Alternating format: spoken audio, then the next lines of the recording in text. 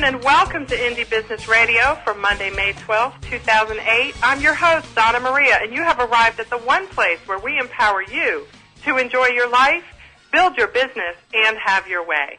Today's show is sponsored by the Indie Beauty Network, the leading provider of business services to small, independent cosmetics manufacturers for products liability insurance, business counseling, social media coaching, and more to help your business prosper. Visit indiebeauty.com today. Well, a belated Happy Mother's Day to any moms out there. To celebrate, I tried playing basketball with my 4-year-old son, and about 10 minutes into that, I was introduced first-faced into a patch of mud and some asphalt. So that was a nice idea when I thought of it to play with him, but probably won't be doing that next year. Anyway, on to more important things, and today we are talking about going global. My guest is Dr. Bruce Piasecki, author of World, Inc. The subtitle of his book is significant. Listen to this. When it comes to solutions, both global and local, businesses are now more powerful than government. That powerful statement is backed up by a fantastic book, along with Dr. Piasecki's many years of service as a business management consultant to some of the world's largest corporations. Dr. Piasecki is going to share his conclusion that those who embrace and excel at social response will be the business success stories of our time. But before we meet him, let me introduce you to my guest today. He is Adam Chapman of Savannah Black. He's actually my guest indie co-host. He is a former Peace Corps volunteer who served in Africa, and I'll let him tell you the story. But the result is a thriving business importing African shea butter direct from the women in that continent who process the butter. I want very much for Adam to share some of his experiences, the ones I thought made him a perfect co-host for today's show, addressing the topic of socially responsible business management. Adam joins me from his home in St. Augustine, Florida. Hi, Adam. Hey, Donna. How are you? I'm good. How are you? I'm doing well. Thanks for having me. You're welcome. I'm delighted to have you. Now, Adam, when I met you, I, of course, had heard of shea butter before, and as president of the Indie Beauty Network, had worked with shea butter myself and worked with a lot of shea butter companies. But there's something quite unique about yours, and that is your Peace Corps background. Tell us a little bit about that and how it evolved into you as a business owner at Savannah Black. Well, I went over to Ghana, West Africa, in September of 2005, and I started doing some environmental resource management work, which is connecting farmers with buyers, connecting farmers with people to let them have, better seed crops, better stock, that kind of thing. And I ended up meeting this group of women who live up in Wa in the Upper West. It's very Savannah, very Lion King-esque Africa. Like when you think of Africa, the wide plains, the trees every so often, women carrying things on their heads. And I met them, this group, and they're making shea butter just for locally and a little bit of domestic export, maybe intra-West Africa export. And I just kind of started hanging out with them and just seeing what they're doing. And that translated into me making some good contacts with them, trusting them trusting me. And I ended up ordering some shea butter from them. Well, it started off with 1 ton, and now I have, plenty of tons. So Adam, take me back to those times when you first started seeing these women. Were you already interested in shea butter, or were you just curious about what they were doing, or was this actually part of your work as a Peace Corps volunteer? Well, it wasn't part of my work as a Peace Corps volunteer. It's just, when you're over in a new place, you like seeing new things. You're like, what's this, what's that? And these people are actually cooking with shea butter. That's their main cooking oil because it's a locally produced nut oil. I was like, what's this shea butter? There's these little round white balls that look like butter. And, they're using it as a frying cooking oil. I was like, hey, that's pretty cool. And they're like, oh, yeah, we use it on our skin as well, and our hair, and on our babies. And, when we cut, we put it on there as well. And I was like, well, that's interesting. And I ended up researching it a little bit. And there's a couple of NGOs and a few other people who are trying to work with shea butter. But since shea trees aren't domestically produced, they're not real farm tolerant. They're just wild growing trees. Mm-hmm. It's harder to get NGOs or government support for things that you're picking out of the wild. And by NGOs, you mean non-governmental organizations for people who may not know? Oh, yes. They're groups that are usually government-funded or privately funded, such as, what are some good NGOs? Like the Carter Foundation or the Bill and Melinda Gates Foundation. Those are NGOs, those are non-governmental organizations which use private funds or sometimes public funds to go ahead and help people make a goal. So, Adam, how long were you a Peace Corps volunteer in Ghana? Tell us that. For 27 months. And so did your idea for Savannah Black, the shea butter business, come while you were there or when you came back? Tell us about how you transitioned. While I was over there, I was looking at it, and I was like, just did a little research. When I had some computer time, I'd Google it. I was like, wow, this is a pretty good niche market here. And my family is into business. My dad has his own business. My mom works a lot as a consultant a lot. So I kind of had that business mindset. I was like, you know what? Once I get done with the Peace Corps, let me try to make this work. So as soon as I was wrapping up my Peace Corps experience, I was making some plans for the future. So when I got home, I had a ton of shea butter waiting for me. So you've been able to incorporate your business concept and your business model into something that really gives something back to these women that you met in Ghana. Tell us a little bit about how that works and why that's so significant for you personally as a business owner. Well, it's significant personally because I know that I'm working with the people who make it. It's not like when you go to like a big chain store, when you buy this prepackaged product that, you don't know how many hands it's passed through, how many different brokers, how many different traders it's passed through. I like the fact that I know that whenever I handle 1 pound of shea butter, I know that it's a lady up in Wa's the name of the town, who's handled this shea butter, who's done something with it. I get it directly from the producer. It's fresher that way. I have more quality control that way. I have more ability to ask them for different packaging, for different things. So there's a quality control aspect, as well as the fact that I'm paying them directly, and that does help, because I was a Peace Corps volunteer, and I just know that women in general aren't treated fairly.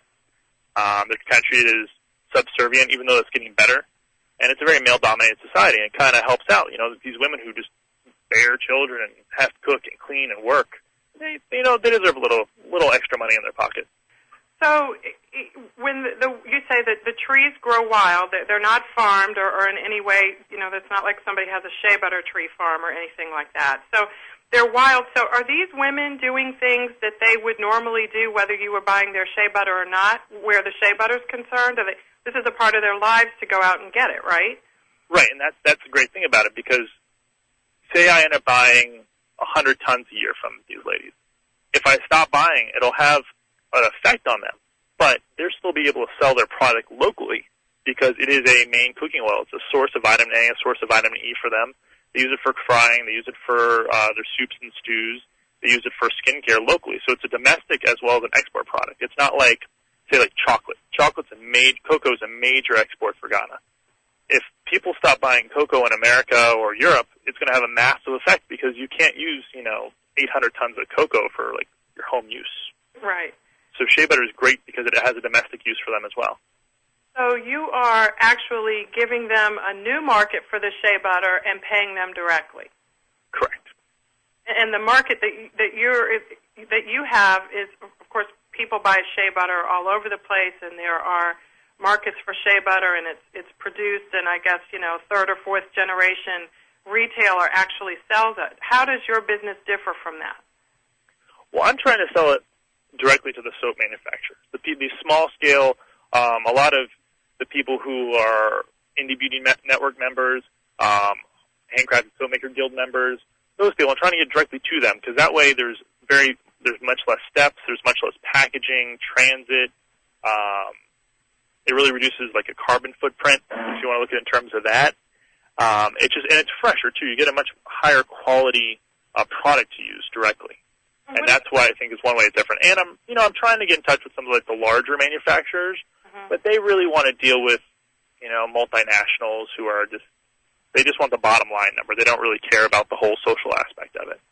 Well, I bet Dr. Piasecki will have something to say about that, so we'll be looking forward to talking with him in a few minutes. But tell me, too, Adam, how do you, when you relate to these women one-on-one, I understand that you travel back and forth to Africa a couple of times a year, to Ghana, to actually meet with them. Do you help them to understand, some of the things that go into your business model, like, helping them be even more efficient so they can keep more of the money that you are paying them for their work and their product? Yes. The first, I can't say that I teach them anything about shea butter because they know, they've known for thousands of years about shea butter. but the packaging and weighing is a very simple thing to you and me. Like if you're going to sell something by weight, you're going to have to weigh it. Right. They were using a calabash, which is like a half of a gourd, dried gourd, and they were just filling it up, and they were selling that as a kilo. Well, when I was talking to them, I was like, how much does this weigh? They're like, oh, it weighs a kilo. Well, you go put it on a scale, it weighs like almost 3 kilos. Oh, okay. And so they're losing, 66% of their money, or money that they think they need to get. So weights and measures. So, I bought them a scale. I was like, I need to weigh my stuff. You need to weigh your stuff. Mm-hmm. Let's get a scale. So, like, that simple thing like weights. Now that when people come to buy weight from them, because I'm not their only buyer, I'm not their only customer. Now when people come and try to buy 10 kilos the old way, they can't get away with it. They're gonna buy 10 kilos. They're only customer, but you may be the only one who told them about a scale. Oh, I'm definitely the only one who told them about a scale. Well, and the packaging as well. The packaging, they used to just put it in these big burlap sacks where everything just gets filthy dirty. And I was like, they make plastic containers not too far away from you. Let's try that way. So we've been trying plastic containers, different kind of containers. In my new shipment I just got 3 different kinds of plastic containers that are resealable. So they've done pretty well. And how long have you been in business at Savannah Black? Savannah Black's been in existence for about a year, and I've been thinking about it for probably about 2 years. So. And how has your relationship to business or your thoughts on business that you may have had before you started what sounds like, a socially responsible business that just is so impactful to women's lives in Ghana? How have your concepts and your thoughts about business changed since you started your business a year ago? Well, business as far as in America, it's changed because there are people who say they like the social concept, and then they're just kind of trying to hammer me down for prices. And then there's plenty of people who are just like, well, you're a little bit more expensive, but we love your social concept. And I'm just amazed at that because I really didn't think that would fly. I was hoping it would, but it definitely does. So the women in Ghana get paid very fairly, and the people get an excellent product. So it works really well. I'm pleasantly surprised that my idea kind of worked. And how does that make you feel in terms of a satisfactory quotient as a business owner? Oh, it's great. Every time someone buys something from me, I'm like, this is fantastic. It's really great. Like someone buys something from you that I've gone through all this work getting it over, gone through U.S. Customs, the FDA, and all sorts of brokers for shipping and customs, and then like all of a sudden it's here and people are buying it. It's fantastic. It's a great feeling. I encourage everyone to go make something or sell something. It's a great feeling. And tell us your website address and what sorts of specials we might be able to find there now before we go to break, Adam. It's www.savannahblack.net. And right now I have shea butter and black soap, and I'll have some scented shea butter up on there soon, and some drums as well, some other African things that I've picked up all over there. Great. Well, such a wonderful segue into where we're going to go after our first break. We're going to be talking with Dr. Bruce Piasecki, the author of World Inc., and this is a fantastic book. Again, the subtitle says it all. When it comes to solutions, both global and local, businesses are now more powerful than government. Welcome to World Inc. We're going to come back in just a minute or so and talk with Dr. Piasecki and, of course, continue with my guest indie co-host today, Adam Chapman of Savannah Black. This is Donna Maria, Indie Business Radio. We'll be right back.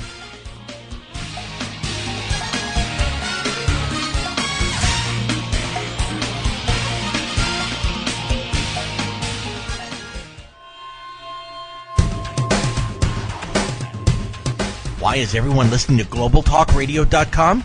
Because it's the future of talk radio. Every day, more and more people are finding Internet radio as not just an alternative media, but as a replacement to traditional AM and FM broadcast stations. Internet radio offers a wider variety of programs, convenient on-demand listening that meets your schedule, and fewer commercial interruptions. And GlobalTalkRadio.com is already leading the way by matching this content with a highly targeted Internet audience. GlobalTalkRadio.com offers its listeners one of the widest programming varieties on the Internet, from business and finance to self-improvement, paranormal, health, literature, romance, politics, and more. There are also opportunities for prospective hosts who would like to host their own weekly or one-time talk shows. Want to learn more? Check us out at www.globaltalkradio.com and see the future of talk radio today.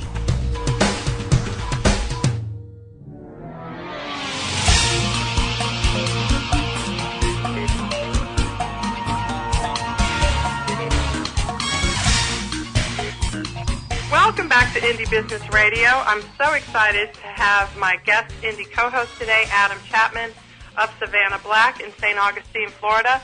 And also, just delighted to welcome today's guest, Dr. Bruce Piasecki. He is the author of World Inc. When it comes to solutions, both local and global, businesses are now more powerful than government. That's the subtitle of this great book that I have here.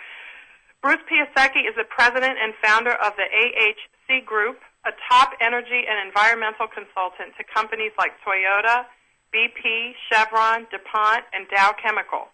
Since 1990, he and his staff have run hundreds of benchmarking workshops for numerous multinational corporate affiliates involving key executives in site remediation, power markets, emerging issues, and governance concerns.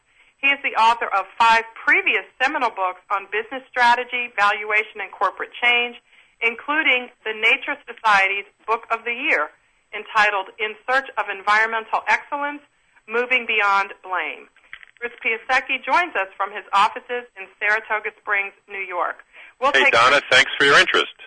I'm so excited to have you. I want everyone to know that we'll take your comments and questions, 800-773-0355. And for the first 5 callers, Bruce Piasecki has generously offered a copy of his book. So give us a call with your questions or comments, and we will make sure that he gets your address so he can send you a copy of this book. So, Bruce, this is an amazing book. I have to tell you, it has so many different components to it. It was a challenge for me to try and figure out where to start. But before we get into the meat of it, I want to find out a little bit more about you, Bruce. How did this business come about where you became so involved in the issue of energy and companies that deal with, energy markets and how it affects the social structure of the world? Well, in the 1950s, I was born in 55 and lived on Long Island the first 18 years of my life. A very beautiful part outside of New York City with one aquifer and lots of cars and a rising population on it. And during that time, I developed a real love of the beach and of the nature of Long Island, which has now really been taxed and overdeveloped. So by the time I got to Cornell in the late 70s and stayed there to get my PhD, I had in mind creating a company that focused on hazards in an American context, and that has now gone global, Donna, and we serve 41 global companies on their emerging issues, on their need to improve their products in terms of society. We also serve them on their site remediation and cleanup needs, and also how to facilitate their leadership councils. So it's been a long and interesting haul since 1981 when I founded this S Corporation.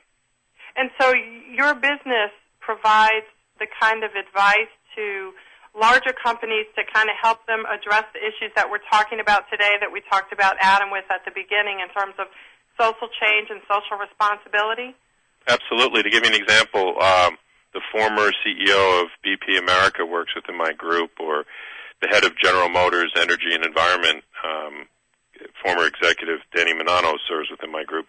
We often get hired within the mansion of a corporation when they have reason to believe they need to compete in a new way. So Adam spoke about how he's helping his people in Ghana improve the weighing and the packaging of their event. What we focus on is helping firms compete, in addition to price and quality, to compete on social needs, like the need for better transportation efficiency, the need for cleaner air, cleaner water, the need for better, more efficient homes. And so we can tell you tales along those lines. I founded the group, American Hazard Control Group, initially focusing on risk, Donna, but now in this new century, there's so much change we can make in the actual products that there's a lot of exciting opportunities. So, for instance, in the housing area, we're working on carpeting that is 100% recycled fiber, and for shore industries.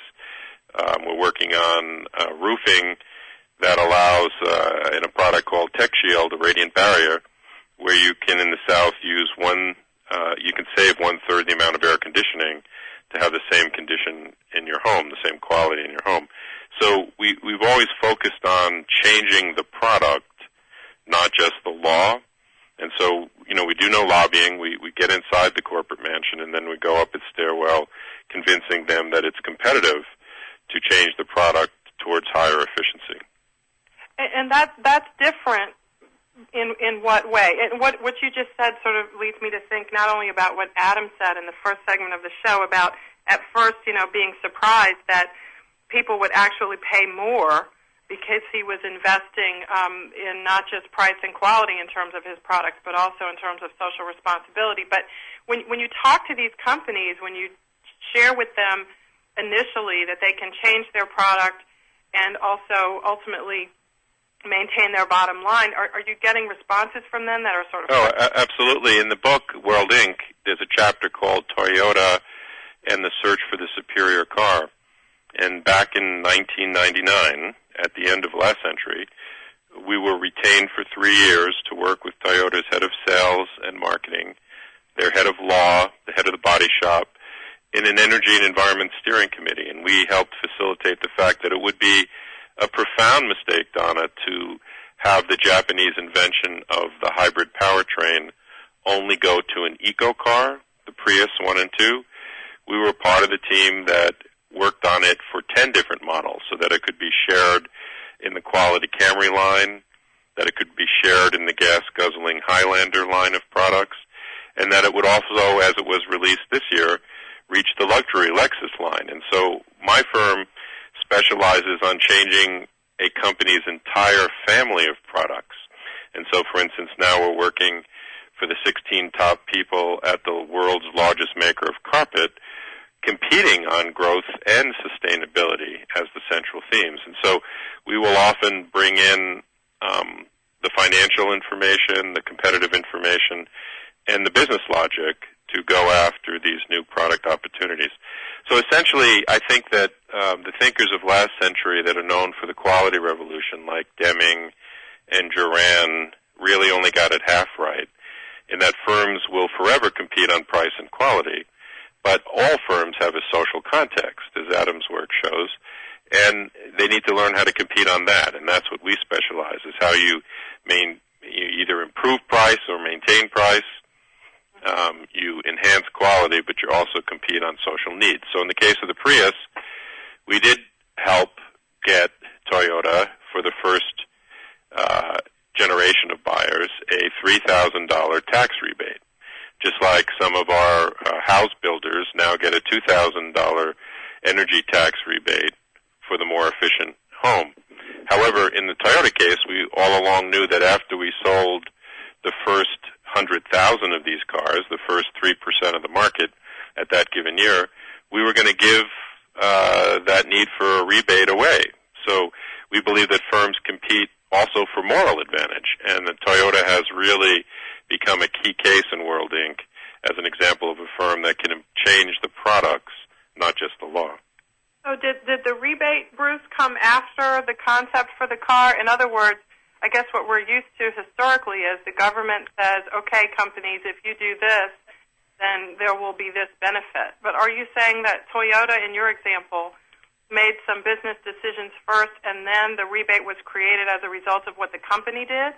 Exactly. So, and that's why they were able to successfully do public affairs from more of a moral as opposed to a lobbying perspective. It has taken the United States, for instance, and we did this on a global scale, Donna, from the birth of the Clean Air Act, where there are corporate average fleet efficiency standards called the CAFE standards. We were able to take, through law, the average American car from 12.4 miles per gallon to about 26.8. But that took 25 years to double the efficiency of the automobile through the law. Now, I'm not saying that you should always use environmental and energy law to upgrade the standards by which all the animals have to jump in the zoo. But Toyota chose to double that doubling in less than 3 years.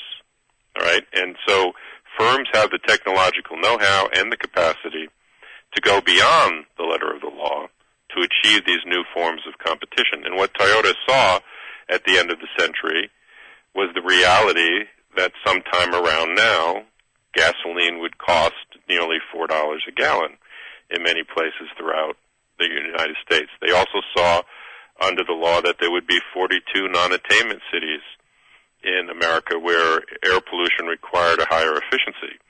And they also saw that that was true in places like Osaka and Mexico City, as well as other places around the world in the Philippines. So we took a global mapping point of view and found a way to improve the car significantly, but competitively. And that's what we specialize on, Donna. You know, it's fascinating to hear that example for a variety of reasons. But, you know, the interconnection, I guess, between business and government is nothing new. But your book explores the proactive nature that businesses can embrace in order to not supplant or replace governmental involvement, but actually complement it so that things the government can never accomplish can be done for the global good. Yeah, the way I saw it is, you know, having written prior books that helped change environmental law, you know, I wrote in the mid-'80s a book that helped Congress prevent the dumping of chlorinated hydrocarbons and heavy metal sludges and other hazardous wastes. Mm. I know that regulation is half of the pair of scissors.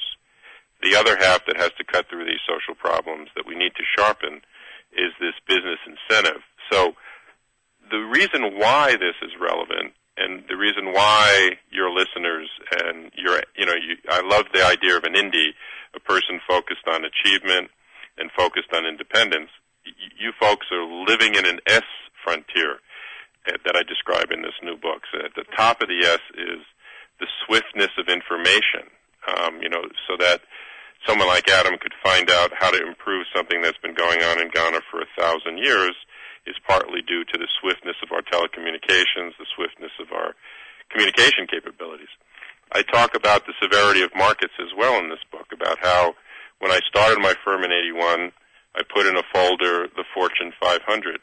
When I took it out when I was finishing this new book around 2006, it was shocking, Donna, to find that even these giant firms, 2/3 of them had disappeared. They had gone under the water at the bottom part of the S, right, and the severity of markets. So my book is about the swiftness of information and the severity of markets, and I'm trying to describe what firms need to do to get on the up of that S, that they're above water, that they're ahead of the law, that they're positioned for new talent, new capital, new products, and that's a lot of that we've worked on through the years. Well, and you know, Bruce, Indie Business Radio serves much smaller companies than the Toyotas and the Chevrons of the world, but one of the things that I have noticed is that almost every company that I come in contact with through my business is headed by someone like Adam, who is obviously concerned with the bottom line, concerned with making a profit. But most of the people that, we address are not, they don't have a huge budget. They probably would be very difficult, if not impossible, to hire a company that focus specifically on these kinds of issues. So for small businesses, Bruce, what sorts of things can, indie businesses do to fit into this paradigm so they don't get sucked onto the bottom of the S there? Right. Well, the reason I spent the 8 years writing the book is I wanted to share with any reader, any enterprising individual, the lessons that I had learned through this practice since 1981. So I think the first thing people can understand is that in this new century, the relationship between money and the people you attract into your business is very often tied into energy and environmental concerns. So that if Adam can figure out a new way to ship this material in lighter, more reliable so that there's less loss, then there's going to be energy savings in it. If he can do it in a way in which the people who are producing the product find out that they have 3 times the value of the kilos that he was talking about earlier, that's financial and money matters. So World Inc. tries to connect the dots between money, people, energy, and environment. And that's the concern of businesses of all sizes, I believe, not just the giants that I've had the privilege to work for. And now, I've chosen to work for some of those giants because they're often the most difficult to change, and that's why I found it very challenging to get inside some of these firms. Trained at Cornell in both natural resource management, but also in cultural history, I decided that, I could see how this new century, there's going to be small and medium-sized businesses focused on 5 kinds of things that I learned in my work with these giants. First of all, everyone in business wants to learn how to improve their margin of profit. And what I'm finding is that the best way to do that is to offer a product that consumes less energy and has less environmental risk. Everybody in business is interested in improving the cycle time between the production of their product and its delivery to people. That also has a huge environmental theme, what I'm calling social response capitalism. Increasingly, it doesn't matter the size of the firm, everybody wants global market access. So I find it really interesting that your co-host is working already in Ghana. When I was a professor at RPI, I had a wonderful tribal leader from Ghana who did projects on waterborne diseases by studying how capital would flow from German banks into Ghana and into Togo, and so sometimes it would fail, the money would fail, similar to the reasons Adams was mentioning, is because the people who actually collected the water were the women, but the people who collected the money in those nations were the men, and there was a disconnect. So global market access and global market knowledge. I'm also thinking another benefit is... Can we go to our break and come back? We want to get all those benefits, but we've got to take a short break. Oh, I'm sorry. Oh, that's okay. This is all great stuff, and we want to make sure we capture all of it. This is Indie Business Radio. We'll be right back.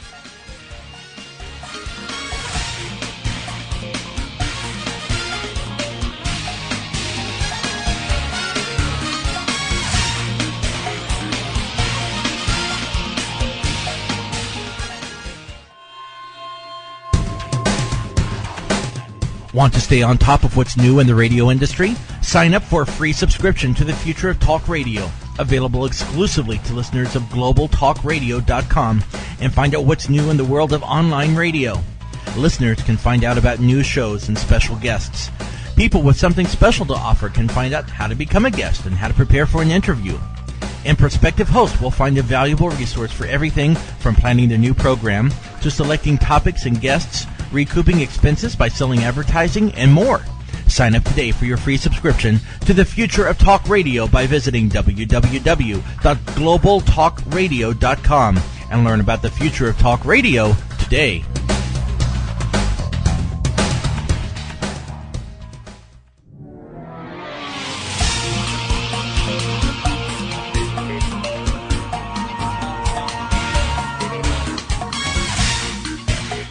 Welcome back to Indie Business Radio. We're talking with Dr. Bruce Piasecki, author of World Inc.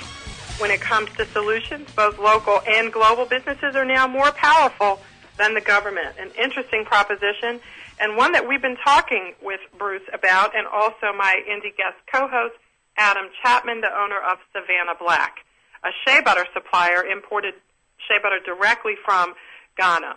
Before we took our break, Bruce, you were telling us about global market access. I want you to finish that thought, please. Sure.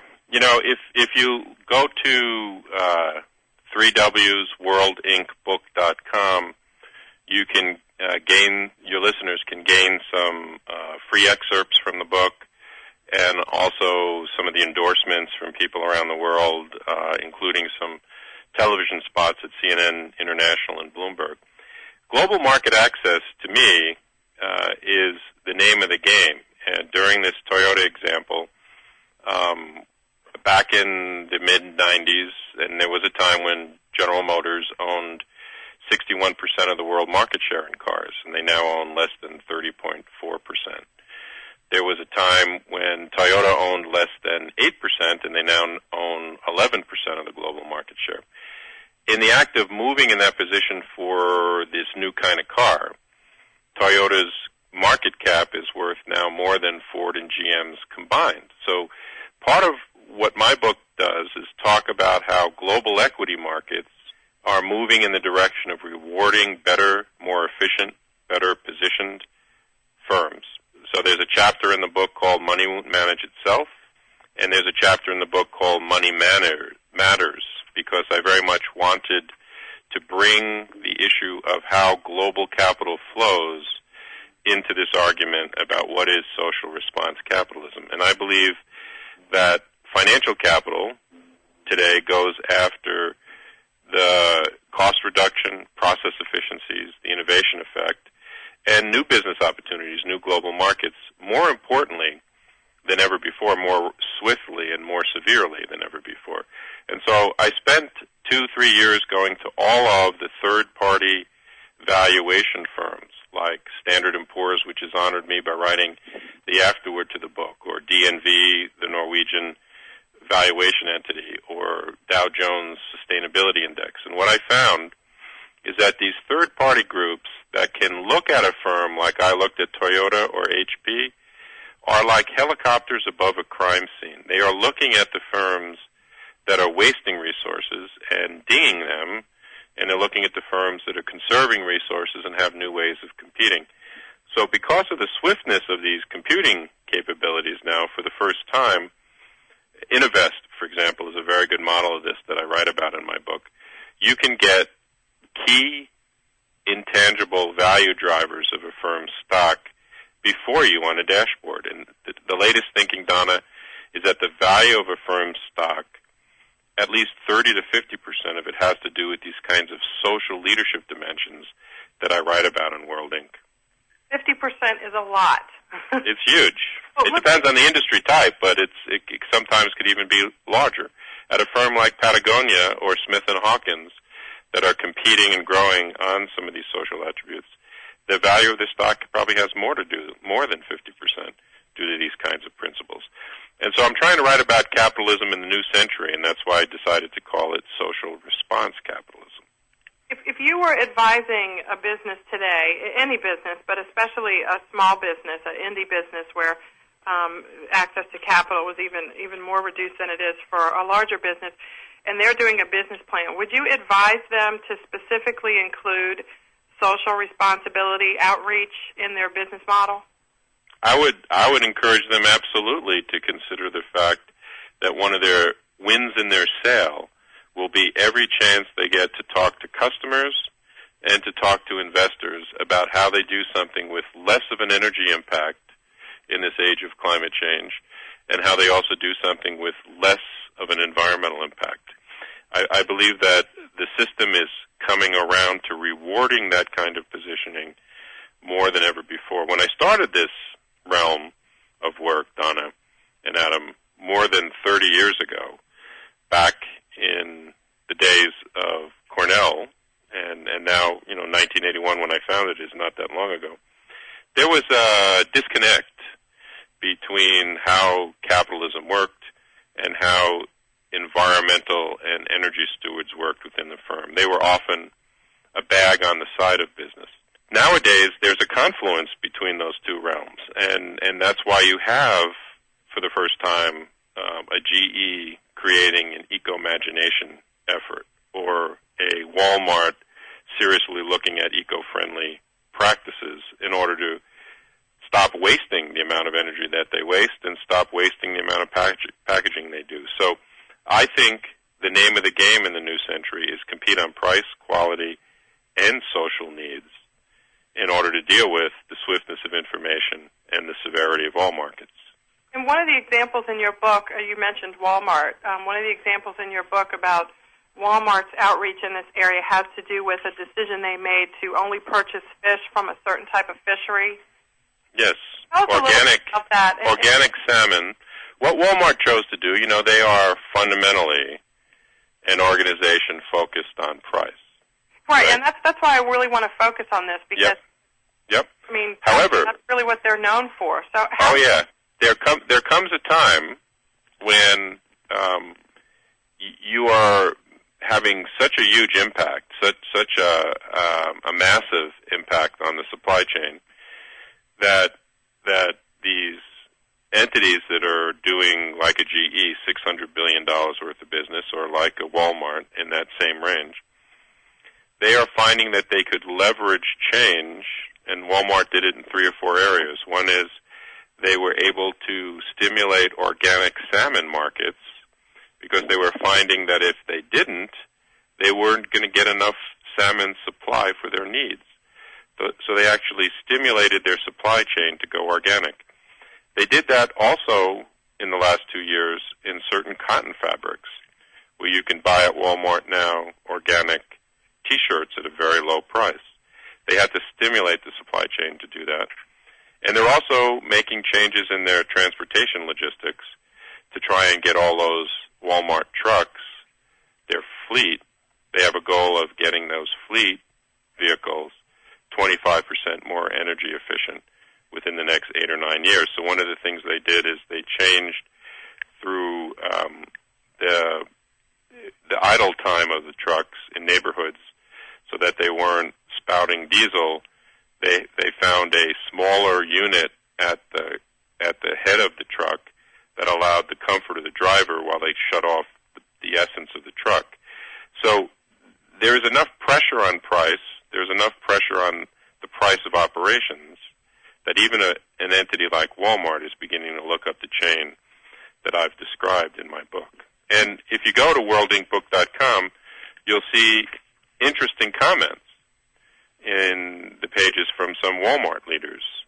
You'll also see some interesting comments from Shell. So I don't want to give your readers the feeling that this book is only for the giants. Instead, it's the major innovations in price and quality and social needs will occur from the small and mid-sized innovators. I just happen to spend my career trying to leverage that momentum into these more larger corporate mansions. Well, I thank you for sharing that, and I certainly agree. I think Adam's example is a prime indication of what you're saying. That is, I mean, his business is a year old, and it was founded in large part on the principles that you're talking about. So, and I also find, as you probably agree, tell me if not, that small businesses, indie businesses, can certainly benefit from looking at what larger companies have done and do what works and don't do what doesn't work on a smaller scale.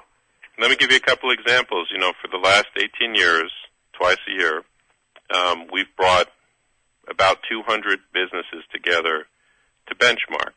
Mm-hmm. And some of the more successful people that we brought in, last January we brought in the CEO and founder of New Leaf Paper, Jeff Mendelson from San Francisco. And he just showed the market by getting 1 million copies of Harry Potter's newest book, mm-hmm. the new Harry Potter book, on recycled content paper, a great scale for a small firm.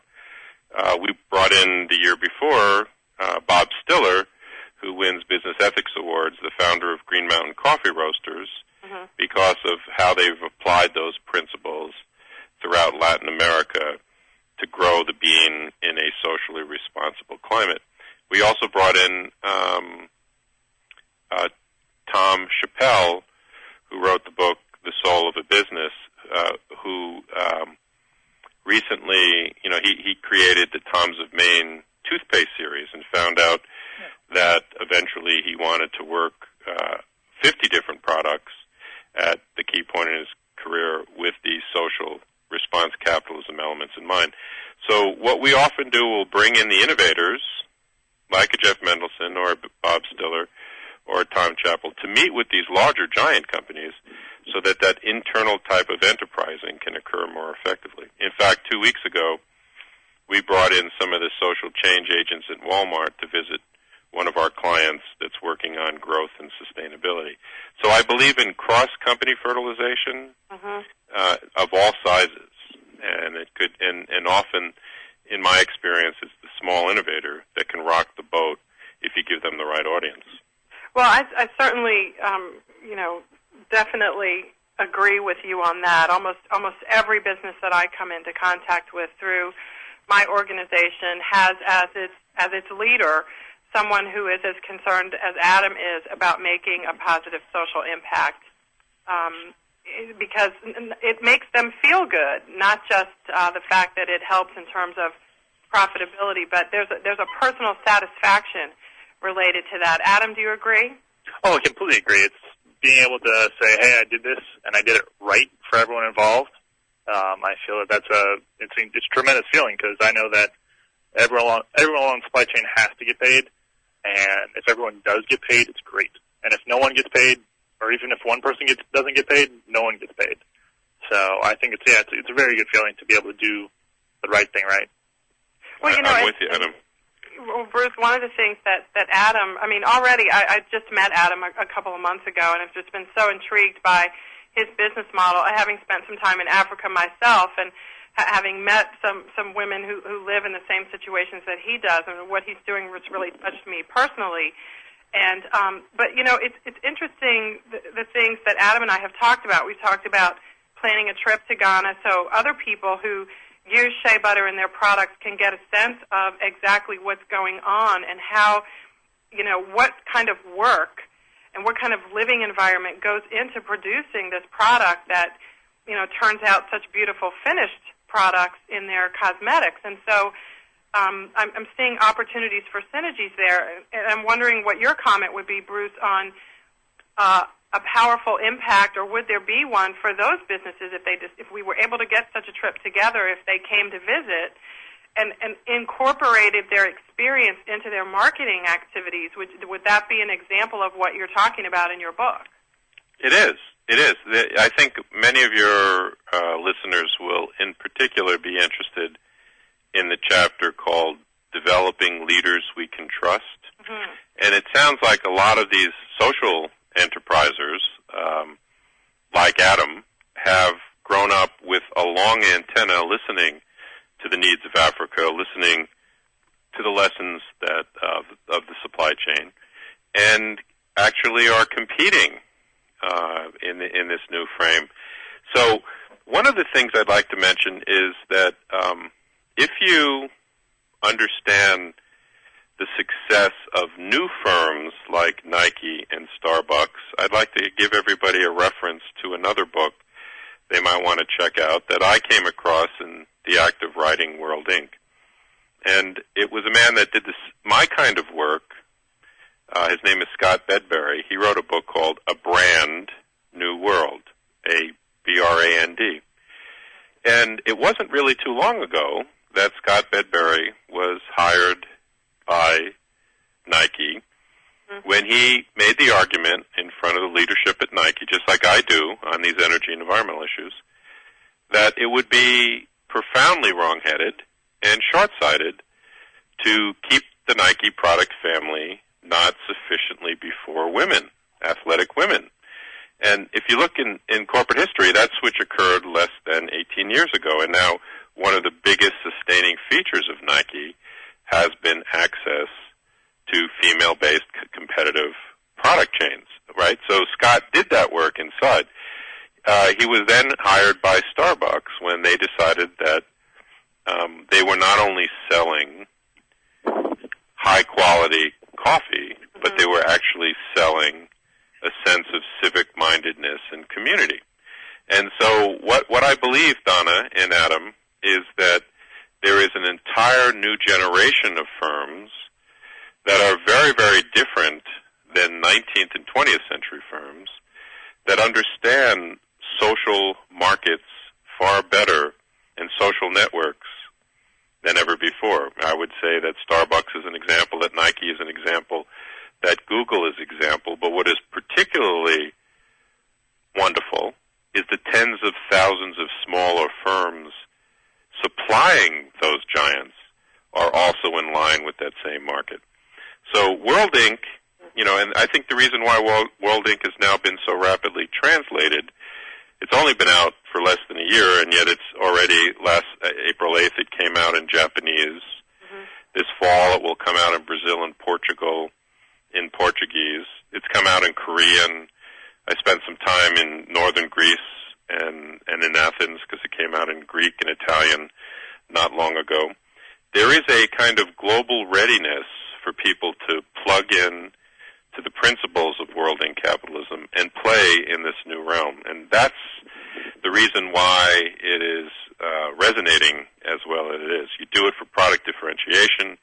You do it like at Nike and at Starbucks for the social bundling of value in your products, just like Adam is doing it with his product from Ghana. And you also do it when you succeed because you can do it in a way that has less risk in society than your competitors. So these are the reasons why I believe social response product development is the wave of the future. Well, a lot of people far smarter than me agree with you on that, and I certainly do. And World Inc. is definitely a book that's relevant today and will obviously continue to be relevant even more so for decades to come. Thank you for sharing your insights and your book with us, Bruce Piasecki, the author of World Inc. When it comes to solutions, both local and global, businesses are now more powerful than government. Visit his website, worldincbook.com, for more information about his work and his book. And we thank you for joining us.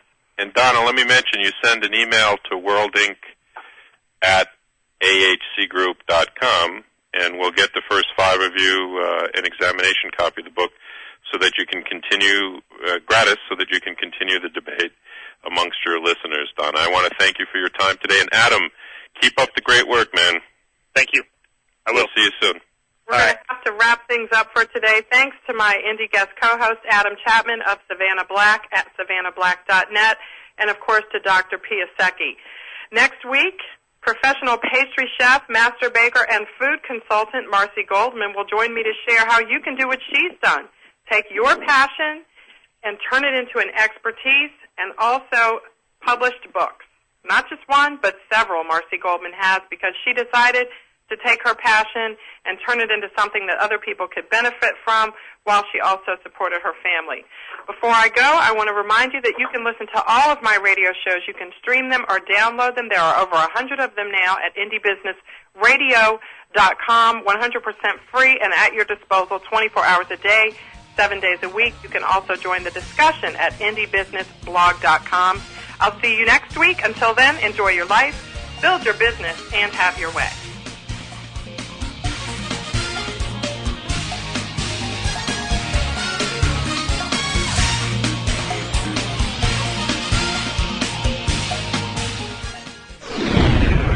You're listening to GlobalTalkRadio.com.